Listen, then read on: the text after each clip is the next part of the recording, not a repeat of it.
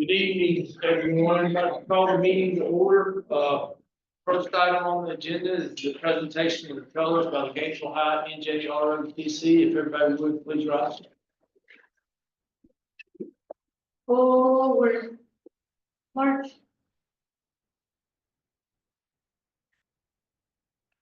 March. March.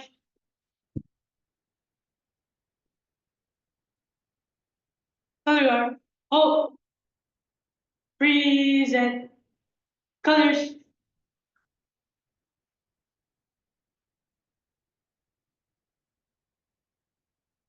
Pledge allegiance to the flag of the United States of America, and to the republic for which it stands, one nation,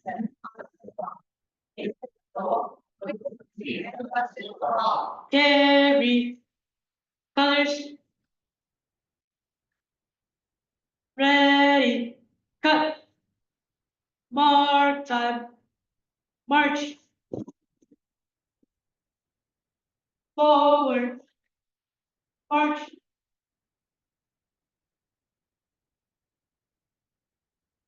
Mark time. March. Color. Oh. Order. Colors.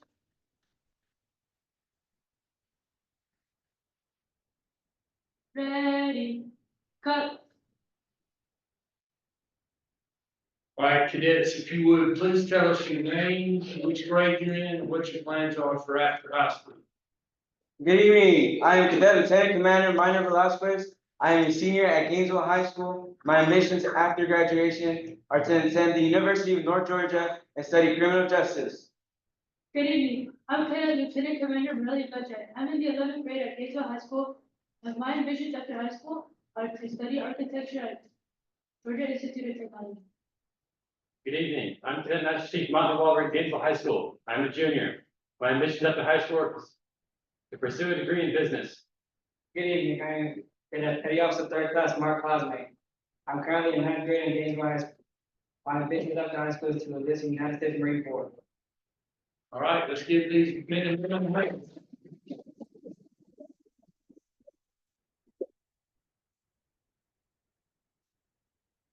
Let's see, the next item on the agenda are the district recognitions, and we'll turn it over to Dr. Williams. Glad to have everybody here as we start some recognitions back at the end of the school year. What's also wonderful about this time of year is we get to recognize district winners in different areas. So I'd like to ask Dr. Lee Sears to come up, as well as Ms. Kego Ford. Dr. Sears is actually, this is her last official meeting with Gainesville City Schools. She gets to retire on April the 14th, not a day too soon, not a day later. Right, Dr. Sears? That's right. And she's been overseeing this program for the last few years, as well as a lot of other directorial responsibilities at Gainesville City. If we could just give her a nice round of applause.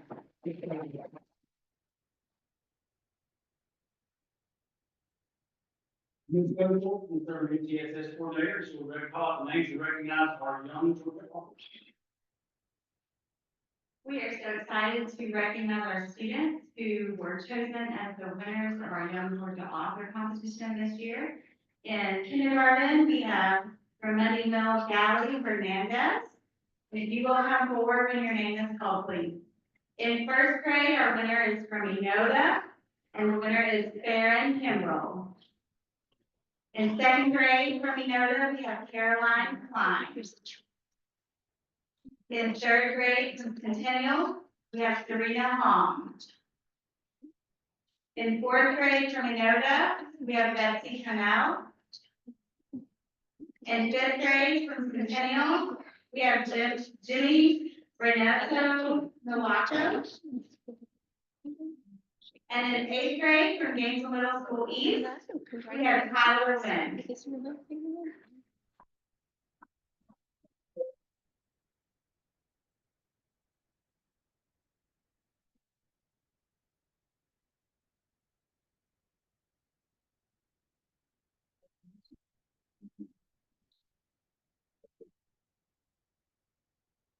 Dr. Sears, I'm so cool to go.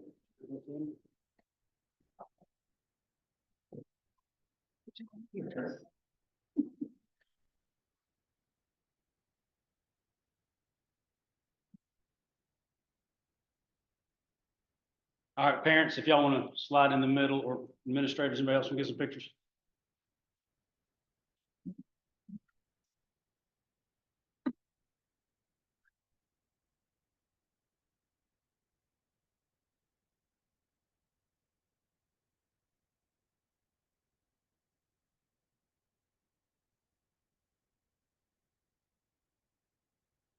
Congratulations, boys and girls.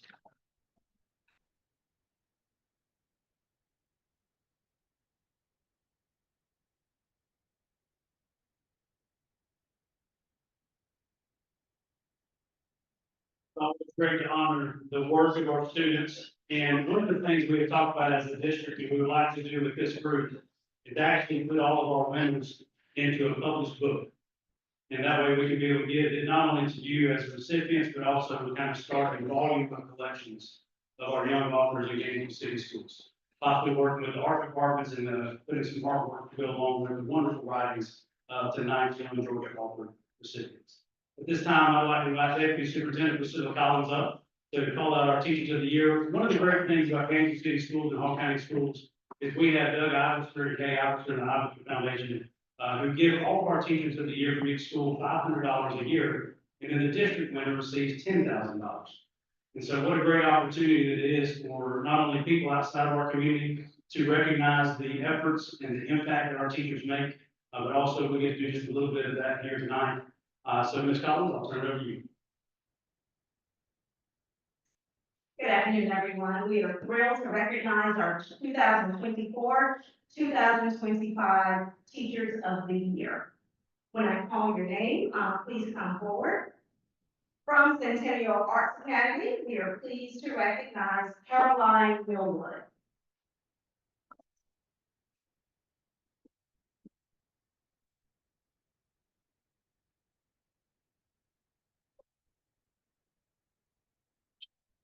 In National Academy, we are pleased to recognize Myra Lemus.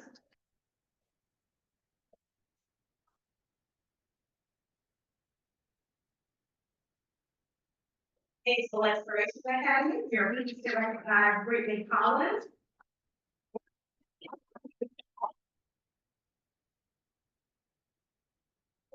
Gainesville Arts Academy, we are thrilled to recognize Madison Matot.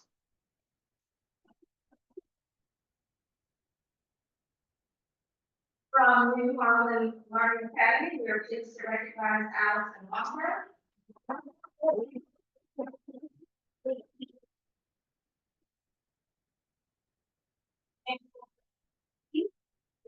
Recognize Mr. Craig Bailey.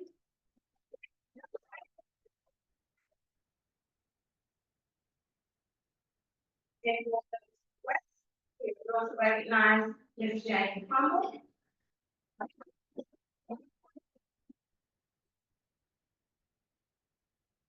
From Gainesville High School, we are pleased to recognize Ms. Diana Manchia.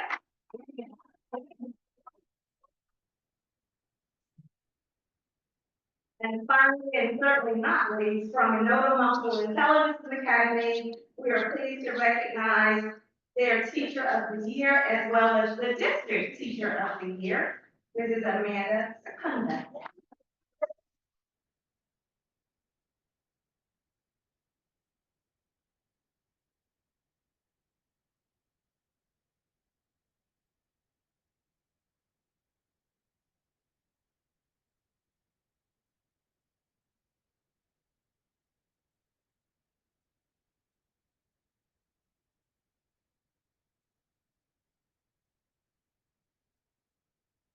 Y'all want to slide this one just a little bit.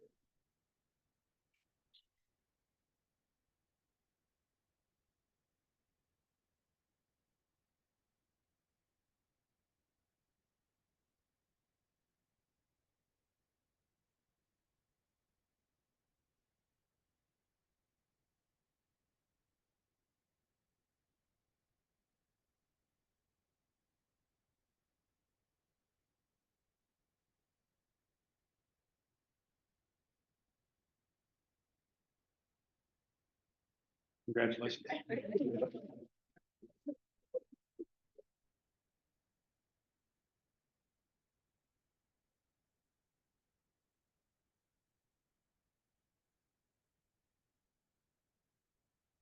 Todd, adding another elephant to our herd.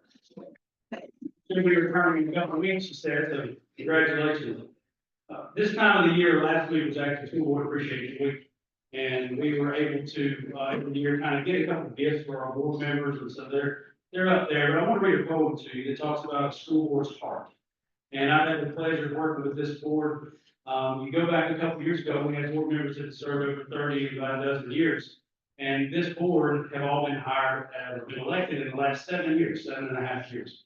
And it's been a pleasure to work alongside them in that capacity. And while you see them once a month or maybe twice a month in this type of setting, we text often. There's a lot of FYIs. There's a lot of, hey, have you heard about this, Dr. Williams? And I can assure you that they get the call oftentimes before any of you here get the call. But it's always great to know that we live in a community that people really want to see our students and community thrive. And it all starts with having a board that supports our teachers and our students in the community. So I'll read this poem.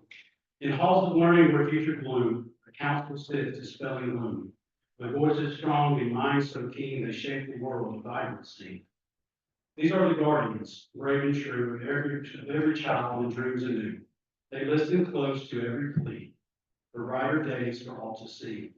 With careful hands they guide the way, to build a path, come what may. They allocate resources fair and just to nurture minds and plant the trust. They advocate for students' needs, planting seeds that knowledge brings. They ensure that every voice is heard and every child a valued word. So let us honor, with hearts so bright, the school board members' shining light. For in their hands the future lies, a world of learning reaching skies. Please join me as we thank our board members for their service to Gainesville School. We have any more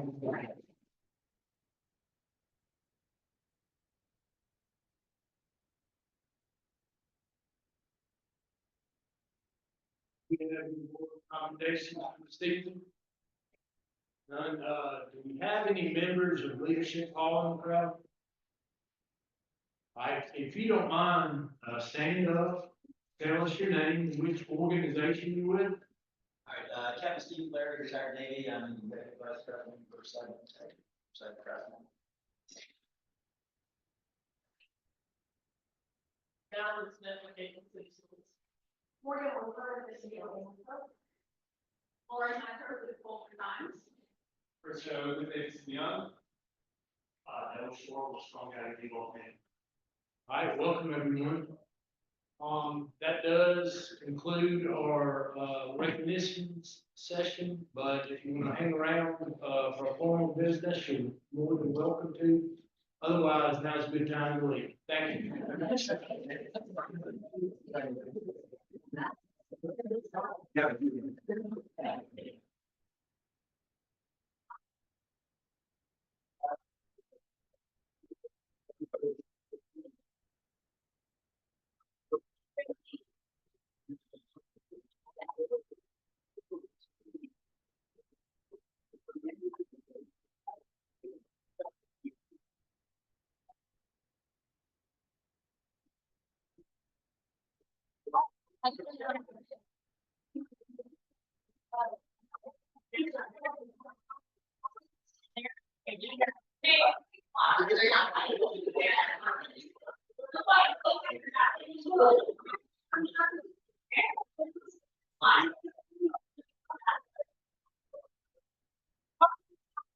Here's mine.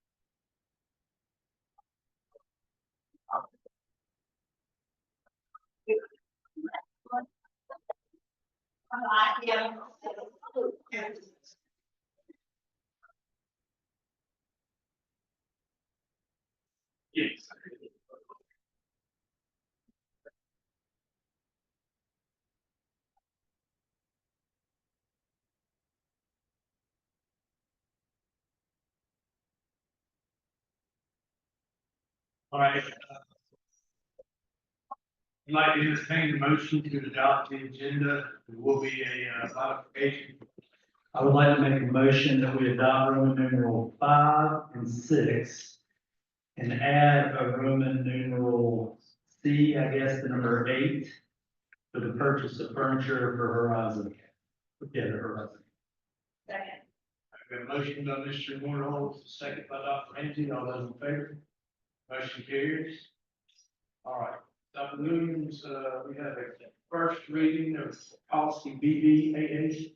Those of you who've been on the board for a while know that every year we go through the process of electing the chair, vice chair, and the treasurer. In the last 7 to 8 years, there's been little to no change in those from one year to the next. It also means sometimes it's difficult. I know Mr. Stewart, you've been a chair now for what, probably 4 years or 5 years? And you can imagine that doing this every year, if there's a lot of turnover, it does create some challenges of the person having to learn that position new. And so this is the first reading of policy BBAA, which allows us to move to a 2-year term starting next January. Typical removal of an officer can still happen by majority of the board. So that's always been an option that ever is needed. But this just changes the verbiage that says beginning in January 2026. At the first meeting each year, we will select a chairperson, vice chairperson, treasurer for a 2-year term. All right, any questions? All right, thanks, Dr. Williams. Next up is Dr. Shears and Mrs. Durkin. We're just Dr. Shears. Good evening. I first started teaching elementary gifted in 1999, so this has been my pride and joy since I've been here grading gifted. When I call your name, if you will please stand. Miss Allison Romberg from New Holland, she is one of our gifted co-coordinators. Miss Joy Holman from Beer Street. Miss Melinda Holtzclaw from Monday Mill. Kimberly Nottingham from Gainesville Exploration. Amy Ray from Anoda, and Leslie Williams from Centennial. And last but not least, Ms. Karen Durkin, who is also from Anoda, and she is our gifted co-coordinator. Ms. Durkin, I'm going to turn it over to you.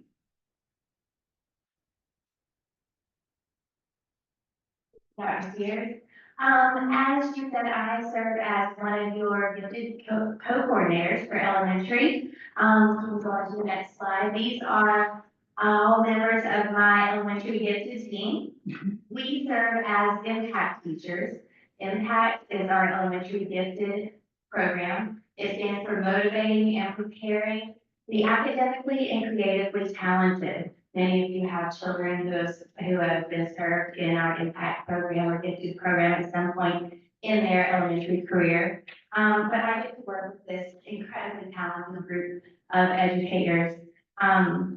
We serve a very unique population of gifted students who keep us on our toes every single day.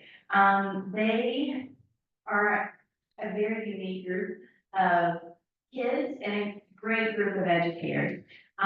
We're specialists who identify and nurture these kids, the needs of our students, their exceptional abilities, and they come with their own special challenges as well. I'm the lucky one who gets to present to you today about some of the services that we have provided and the growth that we've made in our program over the last couple of years. Let's take a look at the next slide. First, this is a quick snapshot of what our current gifted program looks like across the district and how our elementary gifted population is distributed across our 6 elementary schools. We currently serve 331 elementary gifted students across the district, and you can see how those numbers vary from school to school. Now, elementary gifted education looks very different from a classic classroom. We'll go on to the next slide here. We're constantly providing choice to our students, opportunities for them to question the world around them. Gifted teachers collaboratively plan content that's related to current issues. We encourage our kids to question anything and everything, which means that we're constantly thinking on our toes, excuse me. We are integrating multiple subjects into every activity that we plan. So you're not gonna come into a classroom and see necessarily just math or ELA or reading or writing. All of these subjects are integrated into the activities that we plan. We encourage our students to use higher order thinking skills. We move past just the basic remembering or just the memorization parts. We want our kids to evaluate, create, analyze, to show a deeper knowledge of the content that they're learning.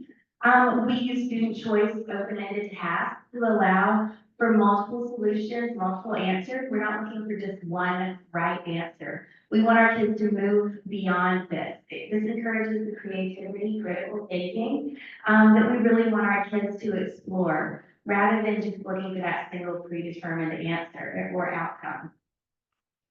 Move on to the next one. Now, thanks to the vision and support of Dr. Williams and Dr. Spears, Gainesville City Schools has several gifted initiatives over the past really 2 to 3 years that have been implemented to help grow and improve our gifted program. We've expanded our gifted resource elementary team. Over the past 2 years, we've more than doubled our elementary team. We now have 1 gifted resource teacher in each of our 6 elementary schools, with 2 being at Adota. We've expanded our talent development program, and this reaches our students who show high potential to qualify for gifted services. We try to build on those talents that maybe their homeroom teachers see or that we as gifted educators see. We have, as coordinators, worked to build a resource repository and kind of streamline those talent development resources across the district to provide consistency among all of our schools. Gifted endorsements. There's really been a big push for our homeroom teachers and our staff to earn their gifted endorsements. Last year, 61 staff and educators across Gainesville City Schools earned those gifted endorsements. Those were paid for by ESSER funds. This year, we currently have 27 additional Gainesville City Schools employees earning their gifted endorsements. That's being paid for by consolidated funds at the individual school levels. And these gifted endorsements have led to better services for our gifted students. We've been able to expand our gifted cluster model, which means the students are placed in smaller clusters of gifted students in their homeroom classrooms. And we're able to serve them not just on those gifted resource days when they're in an impact program, but they're placed with a gifted indoor teacher and they can receive enrichment services on every day of the week in all subject areas. We know that gifted kids aren't just gifted on an impact day, they're gifted every day. So we're able to expand those services and really serve them on all days. Next slide. How long does a gifted endorsement last? It's indefinite. So once the teacher earns it, it's added to their certificate, and it helps the teachers as well. Makes them, in my opinion, a gifted endorsement is one of the greatest endorsements that you can have. It is the most applicable as a teacher for all groups of students. It's really best practices for any kid that you can teach. Good question now. This next slide shows you a 5-year comparison of gifted students that we've served in Gainesville City Schools, and you can really see where these gifted initiatives started to take place. When we added our gifted resource teachers, where we started to expand our talent development, these teachers were hired at the end of 2022, 23. And you can see how many kids we really started to add to the program. These last 2 years, we have just really started to grow. And so it's exciting to see what's happening in our elementary program. Next slide. Now, in Gainesville City Schools, our major gifted testing window happens at the end of October. This is when we test 1st through 5th grade students. And for elementary, or really in the state of Georgia, students are assessed in each of these 4 areas: mental ability, achievement, creativity, and motivation.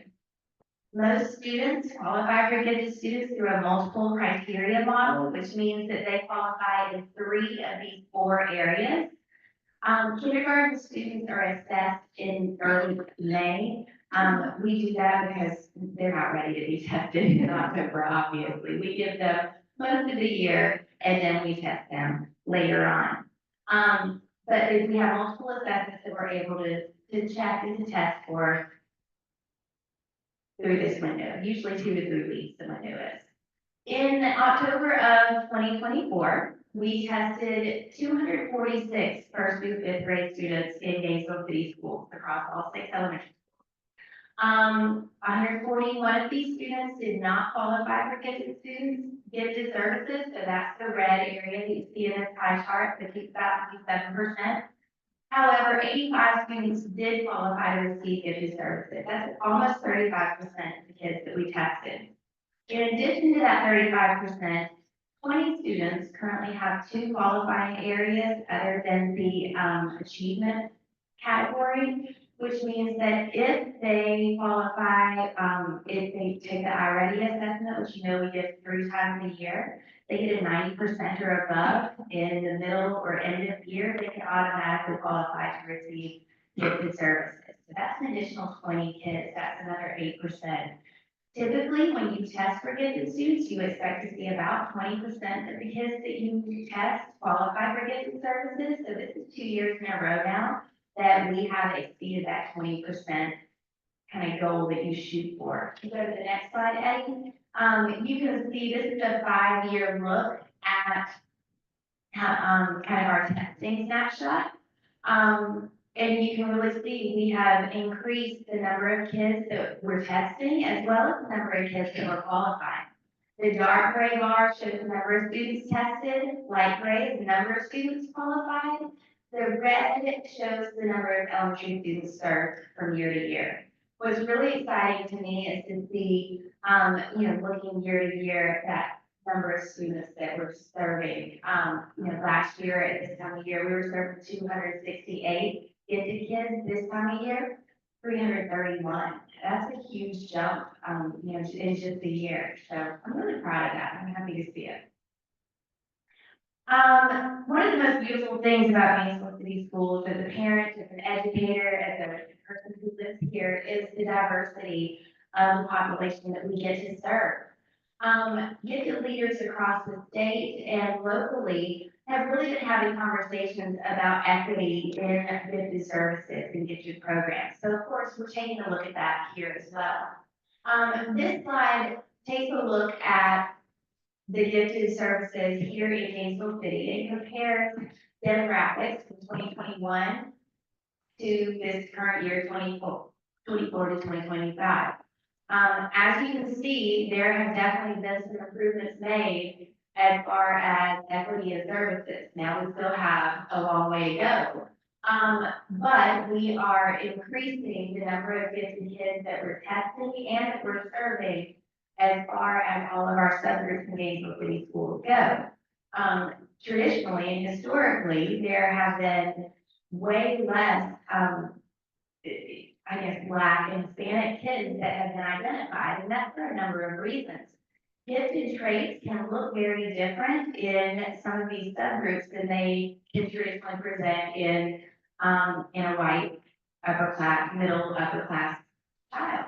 And so we've done a lot to really educate our teachers, our staff, to be able to recognize what these traits look like. As well as we've done some research on different types of assessments that have more equitable research behind them, to be able to identify more kids from different subgroups, to be able to make this look more like the students that are in our school system. So we're excited to see this trending the way that we want it to. One of these assessments that we have been doing some research and that we are actually piloting next year is this assessment. It's called the Naglieri the Naglieri General Ability Test. And this will be piloted next year with some of our English language learners. This is a test that was designed to remove cultural references. It's a pretty cool test because it really takes language out of it. There are no verbal directions. The directions are even given with as short video kind of showing the students what to do. But it's really as fair and equitable a test measure as can possibly be given. So I thought I'd close here by giving you all a chance to kind of try your hand at some of these test questions and see, kind of get a look at what our kids are gonna be taking a look at. But what I love about this assessment is research has really found a minimal difference in the scores of students regardless of gender, race, ethnicity, parental education. There are 3 subtests. There's verbal, nonverbal, and quantitative measures. You might be wondering, well, how can you have a verbal test without words? Pictures are used to kind of convey verbal relationships. So this is all about testing how a student thinks, not so much what they already know. So go ahead to the next slide. This is an example of a verbal question. This is a first grade easy question. The student task is to identify which of these 6 pictures does not represent the verbal concept shared here by the other 5 pictures.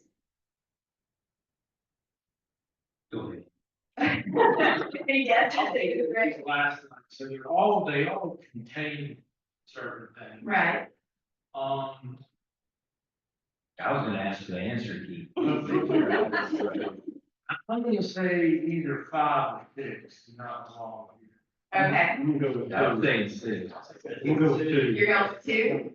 Okay, so just like any multiple choice test or question, you know, there's one could be answer and then there's another. So number 5 is the could be because there's a lid to it. The correct answer is actually 2. These are all containers. However, number 2 has something in it and all the rest are empty containers. I did not get the answer sheet. All right, then the next one, this is another first grade easy question. I don't think we can hear, it's just a answer now. Number 3 is the correct answer because this one is not alive. All the rest of them are green and growing and are alive. Okay, this is an example of a nonverbal question. Nonverbal questions, these all involve shapes. And I actually just got to sit in on a session with the creator of this test, and he even went so far as to explain that even the colors that were used in this test were used specifically for students who may be colorblind. I mean, when they considered everything, it's taken them 30 years to create this assessment. So this nonverbal test uses shapes. And the student has to decipher the logic behind the relationship with these shapes. Could be sequences, could be different types of orientations, patterns, other types of characteristics. Can you figure out what the relationship here is? You are correct. Number 1 is the correct. It's a rotation happening here. All right, I got one more nonverbal for you. Now this belongs to 6th grade, and this is a hard 6th grade hard question.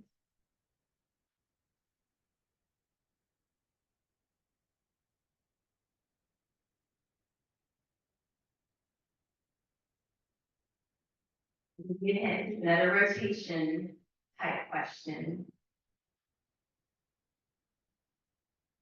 I would say maybe 3 or 4.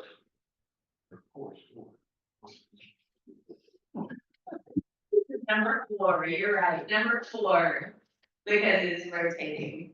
All right, and the last section, this is quantitative. Now, quantitative is more of a numbers, symbols type of test. And again, this is a first grade easy question. Again, this is not a trick. It's that easy. The student must decipher the logic behind the numbers. There are no words, no word problems behind these questions. Students have to look at the quantities, analyze the matrix of numbers, or symbols to solve these problems. So this one, you see 6, 7, 8, 9, what would come next? it would be 10. And you notice that the answers, they go from being numbered answers to letter answers here to not confuse the student. All right, I've got one more for you. This is a first grade hard question. We have about 30 minutes. No. 10 seconds. This one is kind of fun. Actually, how long is it? So the kids have 30 minutes to complete one sub-test. So 30 minutes for the verbal, 30 minutes for quantitative. I believe it's about 40 questions on each test, 40 questions on each sub-test. So it's pretty quick, yeah, it's pretty quick, a little less than a minute per.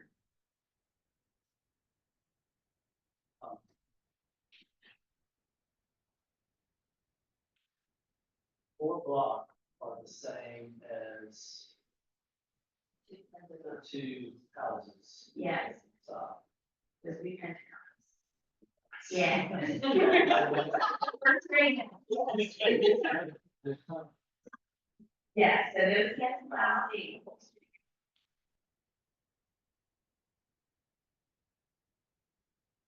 All right, so this one would actually be E. And the reason for that, if you look at the one on the left side, there is, so you've got 2 shapes that cancel each other out. Yeah. I said none. E, you were right. So you got the 2 pentagons. Plus the hexagon. This is the Plus the trapezoid. So this is the first grade hard question. So like, I'm sorry, of course, all of my children. So.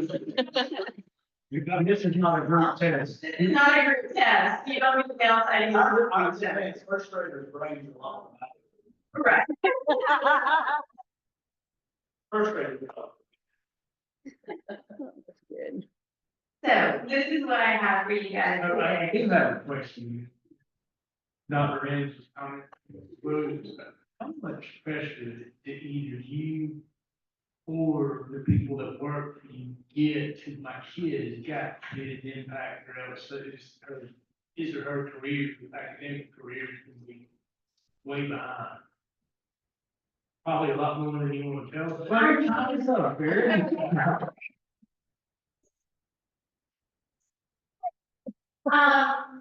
You know, I think that the parents feel more pressure than the kids do. The kids really, really enjoy talent development. You know, we always have kids in talent development before they test. To get them used to these types of questions and the types of assessments, because they're different from any other types of tests that they take or that they're used to in the past. And they really enjoy talent development. If they don't qualify for gifted, then we keep them in talent development if that's a good place for them. I think the parents really feel it more than the kids do. And we really make sure that the kids know if you qualify or don't qualify, that does not make or break you. And you have another chance to test, you know. If now isn't the time, that's okay.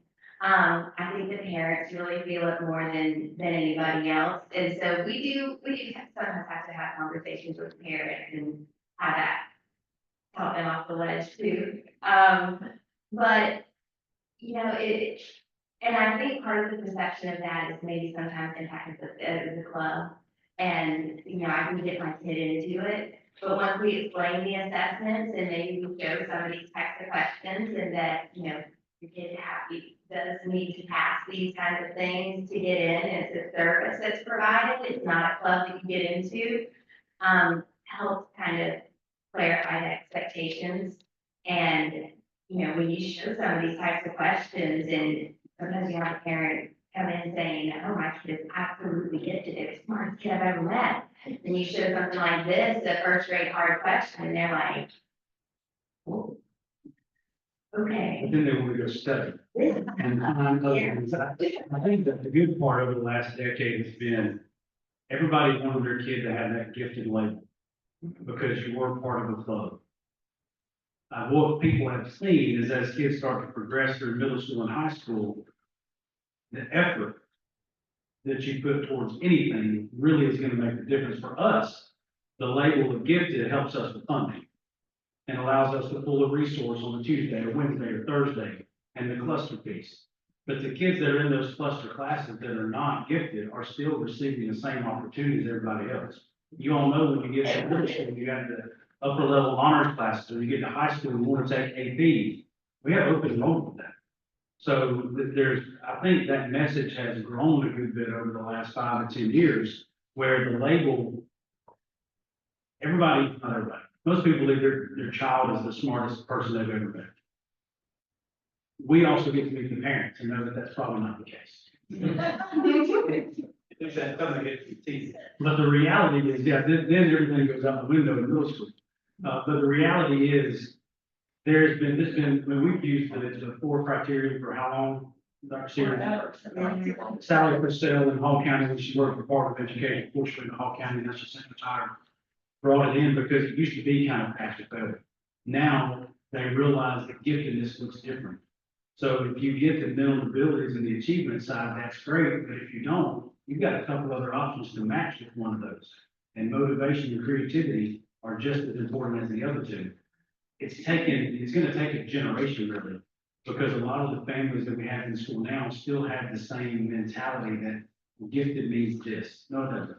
Gifted really just means the funding part for us, and it does have a resource pool out, but you still have gifted and talented, you still have honors classes, you still have AP, you still have dual enrollment. You have all these things available to you. As a parent, don't get caught up on the labor.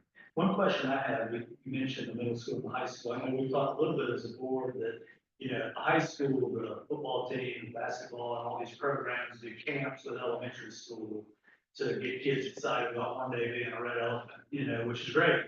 But we talked a little bit about, are we doing that academically, where the elementary school, middle school, and high school are working together to give these elementary school kids a vision for AP classes one day? Like, how does that work with the great work you guys are doing with Impact and what we're doing with the AP program? Absolutely. So we've actually started to work much more closely with Nick Keenan, who has come in and is working a little more with enrichment at the secondary level. Because at elementary, impact days are our kids' favorite days of the week. And now that we've added a cluster service, they're getting so much when it comes to gifted services. And to make sure that that continues, at middle school and at the high school level, and that they are so excited. So we've got a lot of things, working a little more closely to keep that excitement up. And even if the kid doesn't qualify for impact, knowing, that they can take those honors courses, they can take AP, that, they don't have to qualify to take those courses and to continue to push themselves and to achieve at a high level. So we're definitely, it's on our radar, and we're working to see how we can continue to improve on that, because we don't want it to fall off, after they leave 5th grade and then, yeah. I will say, I think there's the opportunity with National Honor Society and Beta Club. They do have to get service hours, but why not? Let's start to look at ways to get those service hours in middle school. And even middle school with National Junior Honor Society and Beta, like, how do we get those down maybe to elementary? So very good point. We've also started Odyssey at the Mines teams at the elementary level, and we're trying to get those implemented in middle school too. So that's something that can continue on as well. That's been a great thing in our elementary schools. Our kids have just really taken off with it. It's been great. But thank you for giving me your time today. I hope I didn't leave you too mind blown, but thank you to Dr. Williams and Dr. Sears. So much of what I spoke on today has been their vision and their brainchild, and without their support and their advocacy for our kids, we wouldn't be where we are today and with the growth. And Dr. Sears, with you leaving, I can't tell you the hole that she is leaving. And just my team is so intimate, and we love and appreciate you so much. But thank you so much. Thank you, Mr. Director, Dr. Sears. Thank you.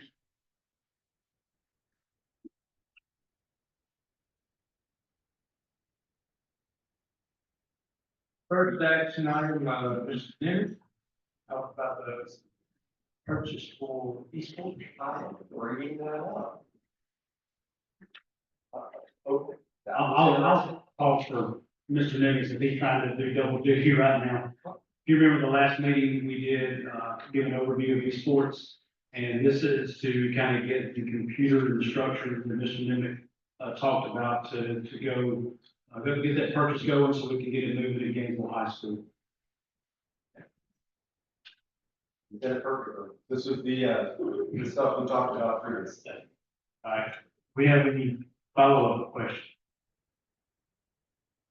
The only thing missing out of this are the switches and the PS5s. Correct. Make a motion that we approve. I've got a motion by Mr. Moore, second by Dr. Hernandez. All those in favor? Motion carries. Thank you, Mr. Bennett. Dr. Williams. Next up is, February financial statements. Mrs. Patrick. Good evening, and thank you for reviewing February 2025 financial statements. February is our 8th month fiscal year. Our year-end receipts, revenues for 86 million, which is made at 81.7% of our budget revenues. This time last year, we were at 83%, so running pretty close there.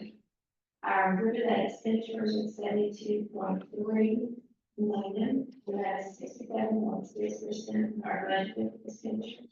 This time last year, we were a little bit higher at 68.7%. Our ending fund balance for February is 34.1 million. This time last year, we were at 33.7, so a little bit of an increase there. Our receipts, false receipts were keeping that 1 million mark, 1,008,846.31. I do not have any test questions for any longer. Everybody have any questions for me? Well, one of the things I'd like to add, Ms. Beth and I last week received the midterm allotment sheets.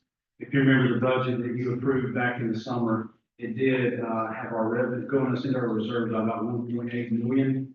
We're going to be getting a little more than that from the midterm allotment sheet because our enrollment went up, and with some other budgetary additions that were made, like school safety per school and things like that. So we are hoping it will be significantly on the positive side, being able to add to the reserve versus going in 1.8 million. So we're getting additional revenue because we had more students. Is that additional revenue offsetting any additional expenses that have been driven by that same increase? We added about 25 positions last school year, and this year we were flat. Next year we might have to absorb some. So we're having to look strategically at what those class sizes look like. Really where that chunk comes in is more at the high school level, where we had about 2450 is what we kind of considered overall between Gainesville High School and Horizon Academy. We wound up around 2,600 kids. But when you think about dual enrollment, work-based learning, and those opportunities, you have a larger caseload basically in those classes versus others. Most of the other grades were fairly steady. And what we saw, the ESOL numbers did go up slightly in that number. But we're looking at getting over $2 million from the state in that midterm allotment sheet, which we don't budget until Kathy brings forward the final budget amendments at the end of the fiscal year. And no, we won't be spending that $2 million on anything over the next few months, other than things like esports and maybe just some one-off type items. Any other questions? I have a motion to accept the financial statements as presented. Second. And a motion by Dr. Ramsey, the second by Mr. Young. All those in favor? Thank you, Mrs. Beth. All right, Mrs. Rowland, she up there? Yeah, I'm gonna cover it for her. Yeah, that's all right. Sorry. These items came in, from Gary a little bit later on Friday as far as the final number is concerned. When we opened Horizon Academy on the second and third floor, we pulled desks, chairs, and tables from all over the district to make that happen. Some of those need to go back to some schools because of some student growth, and the consolidated funds budget that Ms. Rowland received this year, there's more excess there than we anticipated, and that's the federal funds that come through. And so she's bringing forward an action item that allows us to get flexible seating where she and her team work with the areas to get this pricing together. And is this, you might have just said this, but is this, I know in the past when we had bought furniture, it's a state contract? Is that how this works? It is. It is. It is. Make a motion that we approve. Anybody has any questions? All right, we have a motion by Mr. Thornhill, second. We have a second by Mr. Jones. Any other questions or comments? All those in favor? Motion carries. Thank you. We do I hear a motion to adjourn to our annual training? So, motion by Mr. Jones. Second by Mr. Pettit. All those in favor? For our leadership hall people, if you need something signed, we'll be glad to do that. You can just come on up front.